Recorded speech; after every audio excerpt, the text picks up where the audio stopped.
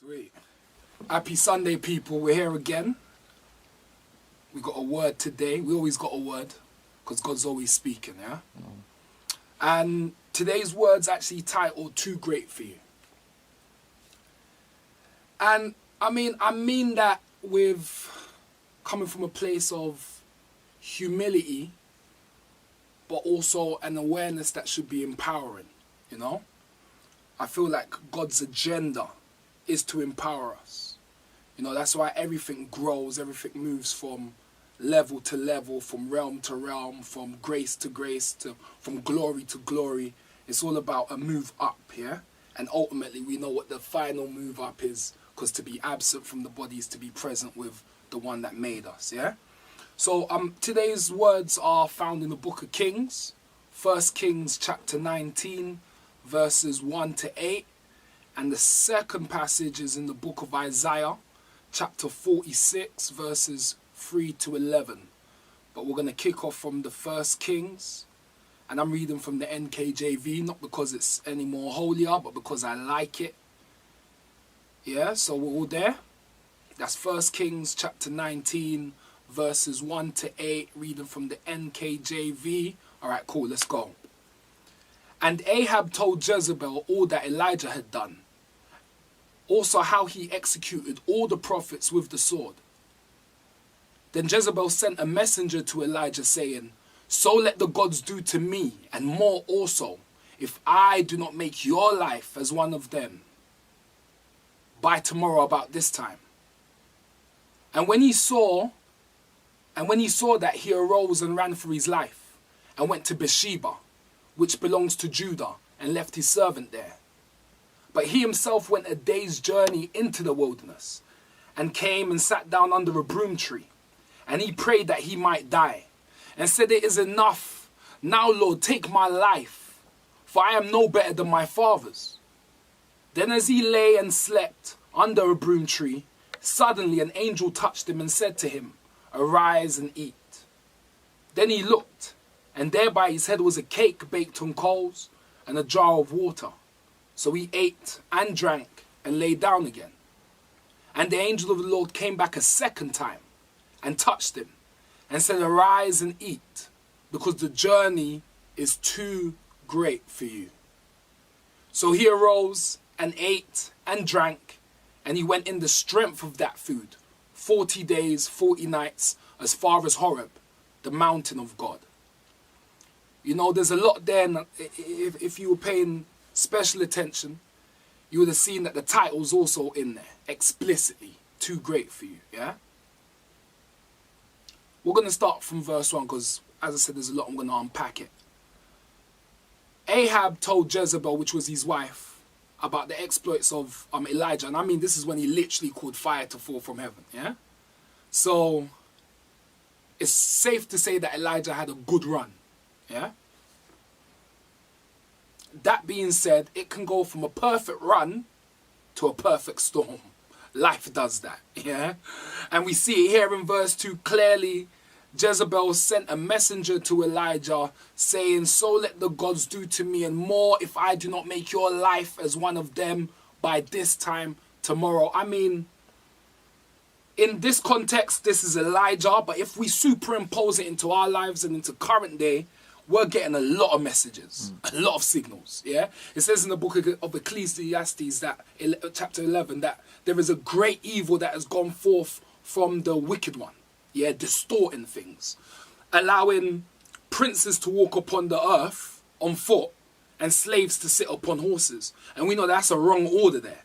But you know, when signals go forward, when messages go out and we receive those messages, that can become our reality. You know, so a man think if he is. What thoughts are we? I mean, we are being fed in this time so much. I mean, some of the statistics, yeah. I mean, on some level, and I don't want to say this with any kind of tone of insensitivity, because I understand just how much of a threat coronavirus is to us as humanity, full stop, you know. But I mean, on some level, if you actually peel and look under the hood, you're going to see that there's some other statistics that are a lot more worrying that is a byproduct of the world reacting to this virus, you know? So, I mean, if you actually look at all the statistics and think that that is static, meaning it can't move and it won't be moved and it's immovable like Mount Zion and that's just your reality, then if you embrace that as truth, so a man thinketh he is. So again, we might not have a queen, but the news broadcaster. I don't know, your mother might have broadcasted a message. Your environment's broadcasting messages, you know? But if that broadcast ain't the word of God, it's not our tomorrow, amen? We're going to be rebellious in that. So this message has gone out. And when he received this message, his reaction and his response was fear. He was intimidated. So intimidated that he fled. He ran, yeah? A lot of us get tricked out of our positions. We leave our posts. We run. Yeah. I've ran many a time. Yeah. Literally. But you know what? This is not about being inhuman. This is about being human but having a God. There's a difference. You know, I don't care how God-like we are. We are like and not God. You know? I mean, when I'm speaking about we are not God, I mean we are finite. We are fallible. We have limits. We have restrictions. We tire. We grow tired. Yeah? And ultimately, we get scared. And we can run. And even when you are running, look at the limits of men. Yeah? Your limit is so much so that there are certain things that can intimidate you and pose such a threat, and it might be a credible threat, or it might just be a fabrication. Either way, fear feels real to you if you feel it, you know, and you receive it. Then it will cause a reaction in you that you then run. And let's say you bolt in this direction physically. Let's say you saw, I don't know, you got a phobia of dogs, and the dog's right there is smiling at you, and you start legging it this way, and then you're legging it full speed, and eventually, even in your running, you can't even keep on running at full speed. That is how limited and finite we are as people. So you can run, but you can't even run forever. You know, so I mean, I want us to acknowledge that. And as I said, it's still a message of empowerment. However, from a place of humility, we just have to acknowledge what is truth and what is reality and work with that. You know, I don't want to be one of those Christians that kind of ignore the reality. I mean, yes, this is real, but so is God. Yes, this is an issue, but God is greater. You know what I mean? It's not like ignore it and then hopefully it goes away. I did that one day. I say one day, it lasted about 3 days, and there was some I believe it was midges on some well, depending on what side you're on, planting or plantain in the kitchen, and literally I thought, if I ignore it a couple of days, that might go. I knew it wouldn't go, but some part of me must have thought it was going to go, because I saw it there, didn't address it, went again, came back a few hours, they're there again, I'll go away, came back again, gave a blind eye to it. I even slept and woke up, came back again, and it was there. Yeah? Ultimately, it didn't go until I addressed it. Yeah, so we're going to address it, but we address it from an aerial view, knowing that our God is God. Amen? All right. What verse are we at? There we go, verse 4. But he himself went a day's journey into the wilderness and came and sat down under a broom tree. And he prayed that he might die and said, "It is enough now, Lord. Take my life, for I am no better than my fathers." I mean, there's a lot there. There is a lot there. You see, I am no better than my fathers. You know, there's something about human beings that we yearn for company. I mean, not just in the case of us being social creatures and tribalistic, you know. I'm not talking about just congregating, yeah. I'm talking about we literally be like, all right, it didn't work for me, it won't work for you. We've got this banding together. We impose certain things on others. And those who dare to be pioneers, to break away from the herd or to break out of the mold, yeah? On some level, we are waiting for them to fail. For it to You know, no, because that's not the norm. That's not what's expected of you. That's not what we do, yeah? And at this point here, he felt like he had got out of pocket, and he did. But God sent him there. His purpose was to get out of pocket. He called for fire to fall from heaven. It did. He literally slayed the prophets of Baal with the edge of the sword, and it was a great testament and testimony to the glory and reality of Jehovah. But having done all of that and broken from the mold, yeah, he's now being met with a consequence of that, because there is reactions to all actions, yeah? There is consequences, yeah? Cause and effect. We know that there is an equilibrium that in itself, you know, sometimes tries to level things out and tries to level us, yeah? And ultimately, he subscribed. He said, listen, I was out of pocket. You know, life is checking me at the moment. And yeah, I mean, it's a bit too much for me. It's too great for me. No, these are not... This is now the queen of a nation. And he knows the influence of that queen within that nation. That queen might as well be the king of that nation, because the way she's got the king in her pocket, and she's now made a declare and a decree with such a resolve, saying, let it be done to me if it's not done to you by my gods. So basically saying that if I don't do it to you, she's trying to put her place. She's like, all right, my gods will punish me if I don't do it to you. But I'm the one to do it to you. So basically, I'm like God to you. Yeah? And I'm coming at you. You see, he wanted to withdraw. I've had that several times in my own life. And I know there's plenty of times where we've all experienced that. Where you have heard from God. You have heard that higher call. You have received that divine download. You know, that prompting for the more. You have been encouraged by those who want the dial to move. And then you moved. And as a result, certain things happened outside of the comfort zone. I mean, it's terrifying. I mean, you literally had to commute the valley of the shadow of terror. Yeah? And you're walking through it because you know what God has for you and what you need in the next levels on the other side. However, when you are met by certain things in that darkness or in that uncertainty, you just want to be a normal civilian. Serious.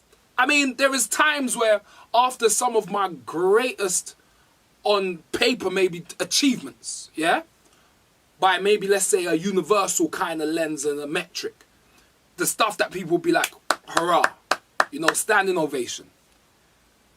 Those periods have been some of the most times that I've wanted to just be a normal person. I'm like, no, I just want to be average. I just want to, you know, I just want to, like, forget being, like, here. I just want to be there. You know, I just want, not that there's anything wrong with it. I just want to go to retail. I just want a retail job where they tell me what to do, where to stand. If the company hasn't made money, that's not on me. You know, they're still going to pay me. You know, I get to go home, clock out. I'm not thinking about it again. I'm like, my days. I pray to be in retail. In the same way he prayed to die. But there's something that I want to show us. Yeah? I want us to see, is he wanted to move below what God had in store. God called him to life and to live in a way that glorified his name. But he was yearning for death because he felt he couldn't take it. I have actually at certain times, and I'm talking about, all right, let's use me as just as an example. It's not hinged on me. I mean, you can superimpose it in any way you want, yeah? But let's use me as a case study. I once upon a time was praying wrong prayers. And I'm not trying to say that, you know, I always know the will of God. I'm not even talking that. I'm talking explicitly wrong in the way that you don't really need it to be interpreted. I once upon a time would pray that my enemies would die, my physical enemies from the street, from across the road. I was praying, I would hope and yearn for them to die. And not only did God not answer that prayer, yeah, by the grace of God, but he also saved me, even though that wasn't what I was praying. Is that making sense? I mean, grace is an element. It's an element, it's a reality it's the foundation upon which we build anything. Without it, we can build nothing. Because if God had hearkened and actually did answer that prayer, sometimes the mercy is in the unanswered prayer. So we'll be stood there like, you know, oh God, you ain't answered this prayer, you ain't answered that prayer. And you don't understand that that's the mercy. Yet you were on your knees praying, God showed me mercy and answered that. But he knows, he has the foresight. He knows that this setback currently is actually setting you up for a comeback in a greater way. But you don't want that setback. You want your whole setting to change. You want everything to go. You don't want that pain. But ultimately, that pain is what's propelling you. You know, that issue is what's informing you. You know, that misery is what's teaching you. You know, that discomfort is what's actually enabling you. But you just see it as an unanswered prayer. But we can see it clearly there in my case study of wanting to pray for someone else to die, and see it clearly there with Elijah as a case study, and see him actually praying that he dies too. And we know that he went on to do more exploits. Imagine it stopped there. Imagine God had answered him. Yeah? Let's go to verse 5. This is again talking about grace. I want us to understand that it is too great for you. And it's meant to be. It's meant to be too great for you. God does not call you to anything that you can do. If you feel as if you can do the thing God has called you to do, that's not God. I mean, I don't want to be so presumptuous, and I'm not coming from, I've seen a theme. I have identified this, that if you feel you have the capacity to, you are aware that by your resources, you can plan, you can build and create that, then that ain't what God's called you to. He's called you higher. I mean, I said what I said. I mean it. He's called you higher. But I want us to pay special attention because we're talking about grace. We're talking about the fact that it's too great for you. But in order to build the greater, the foundation itself is always grace. It has to be. It's the only thing it can be built on. Verse 5. Then as he lay and slept. Stop there. Then as he lay and slept. I want us to think about inactivity. Because laying and sleeping is not actions. But we have seen, and there is a correlation between action and result. So we're like, no action, no result. This is the consensus. You know, because what you sow is what you reap, essentially. But we're talking about grace, yeah? So he lay and slept in inactivity under a broom tree. Suddenly. I mean, that's the unexpected and the unplanned. So that means that wasn't, the suddenly means that you didn't preempt it. And the fact you didn't preempt it, it means you didn't do something previous. You didn't do something prior. You didn't do something before that warranted it. Hence why it was suddenly. It wouldn't be a suddenly if it was planned. It would have been more an eventually. You know, but the fact that it's a suddenly, you've been caught off guard. And it says, suddenly, an angel touched him and said to him, arise and eat. So look, picture this. Let's get the picture. He's asleep, snoring, no activity, doing nothing. He's just prayed the wrong prayers. God, kill me. He's gone to sleep, which is the cousin of death. I mean, he's trying to help himself get there faster, yeah? He's laying in that inactivity. And then an angel of the Lord comes and touches him. That's an angel touching him, not him touching the angel. Inactivity on his behalf, but yet still activity. Inactivity, yet activity. Inactivity, yet activity. Inactivity, yet activity. Grace, grace, grace. Keep that in your mind, yeah? The angel's now come to touch him. And as the angel has touched him, has woken him up. He didn't wake himself up. He was woken up. And then also was told to arise and to eat. Yeah? Stay with me. Arise and eat. What verse are we at? There we go, verse 6. Then he looked, and there by his head was a cake baked on coals and a jar of water. I mean, not even running water, a stream where he has to cup it, pick up a vessel and catch it. I say the water has been caught, it has been drawn, yeah? Not is there a fire there with the ingredients to bake the cake. It's saying that the cake has already been baked. I'm talking about when inactivity meets activity. I'm talking about when inaction meets result. I'm talking about when the dormant becomes the doorway. And you see, ultimately, that is grace. That is grace, yeah? But we're going to keep on. Let's go in. So he ate and drank and got up and started working. No. If you're reading and not just following what I'm saying, you know that's not what he said. It says, so he ate and drank and laid down again. No, he went back to inactivity. My days. Yeah? And the angel of the Lord came back, verse 7. And the angel of the Lord came back the second time and touched him and said, arise and eat, because the journey is too great for you. Listen, this is the grace factor. This is the amazing grace. Listen, I'm not one of those people that will not acknowledge that we are wonderfully and fearfully made. Even the Bible has said it. Who am I to go against that? I believe I am wonderful. I believe you are wonderful. I believe that there is a wonder in the human spirit and we can achieve great things. Yeah? But we have limits. And there is so many things that are too great for us. Too great a weight. Too great a burden. Too great a challenge.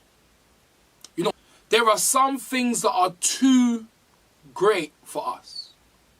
And ultimately, that's when the activity of God, I mean that which is happening and taking place in the spirit, is actually depositing and influencing what we will see in the physical. I am not, as I said, I don't believe in a false humility. If I did it, I will tell you. I want to be the first to tell you that yes, I did that. That was me. Yeah? But there's been so many times in my life where the pivots that have led me to the greater glory, I didn't plan. It wasn't a part of my plan. It was unplanned. But I know there is he that knows from ancient times that which is yet to come. So even though it's caught me off guard and I was unaware, I know that the omniscient God just timed it, scheduled it. You see, the suddenly calendars, meaning it was not deserved. It was grace. It was grace, yeah? It was grace. Activity in the inactivity. I mean, times when I've been moping. Times when I've actually even been... Forget just inactivity. My activity has been that which is more for the destructive. It's more counter that of the mission. I've been busy with the things that's not business, and yet God has still allowed me to prosper in that which he has called me to prosper in. It is grace, yeah? We're going to go to the book of Isaiah now, chapter 46, verses 3 to 11. That's the book of Isaiah, chapter 46, verses 3 to 11. And I'm reading from the NKJV again, yeah? We there? Alright, cool, let's go. Listen to me, O house of Jacob, and all the remnant of the house of Israel, who have been upheld by me from birth, who have been carried from the womb. Even to your old age I am he, and even to grey hairs I will carry you. I have made and I will bear, even I will carry and will... Listen, no, we're not doing this one justice. I'm not doing this one justice. Let's really, I want us to let's not just read, yeah? Let's embrace it. Let's open ourselves to this truth and to this reality. Because in such a uncertain time, yeah, in such an anxiety inducing season, We need to be aware of this. And I mean, wahala and troubles and struggles, I mean, it's not exclusive to any particular time or person or individual. The reason why the writer was saying, listen to me, O house of Jacob, is because they needed to hear this too. And so do we, yeah? So listen to me, Word of Grace Ministry. Listen to me, blood-washed believer. Listen to me, those that have given up. Listen to me, tired and fatigued, yeah? You have been upheld by God from birth. You have been carried from the womb. Even to your old age, he is God, and even to your grey hairs, he will carry you. He is made, and he will bear. He will carry, and he will deliver you. To whom will you liken me? And make me your God equal, and compare me, that we should be alike. They lavish gold out of a bag and weigh silver on the scales. And when we talk about they, that's that DJ Khaled day, yeah? I mean those outside of this, those that are contrary to this, that's on something else. They're on a different wave, yeah? That's not our wave, yeah? They lavish gold out of a bag. Think about it. That which was theirs, they now have to give that. It's a cost. It's actually costing them, yeah? They lavish gold out of a bag and weigh silver on the scales. They hire a goldsmith and he makes it a god. Listen, their gold, their energy, their focus, they give it, and then it's now manipulated to now take the figure of a god. They prostrate themselves. Yes, they worship. They bear it on the shoulder. They carry it. And they set it in its place. I want you to see, I mean, we've watched some of the movies that are period dramas and period settings where we see them and they're carrying, you know, like when they have it on like maybe 4 on their shoulders, and they've got this monument, they've got this idol which they are carrying. I mean, it is costing them energy. It's bringing them to fatigue, where we know that the God of Elijah, when he was fatigued, fed him. He's saying that you're having to feed the engine for your God. You're the one keeping your God alive, but God is the one keeping you alive. There's distinction, there is a difference here. Verse 7, they bear it on the shoulder, they carry it and set it in its place, and it stands. From its place it shall not move, though one cries out to it, yet it cannot answer, nor save them out of his trouble. Remember this and show yourselves, men. Recall to mind, O you transgressors. Remember the former things of old, for I am God, and there is no other. I am God, and there is none like me, declaring the end from the beginning. Told you, he's the one that puts in the suddenlies. Yeah, declaring the end from the beginning. And from ancient times, that which has yet not done, saying, my counsel shall stand, and I will do all my pleasure.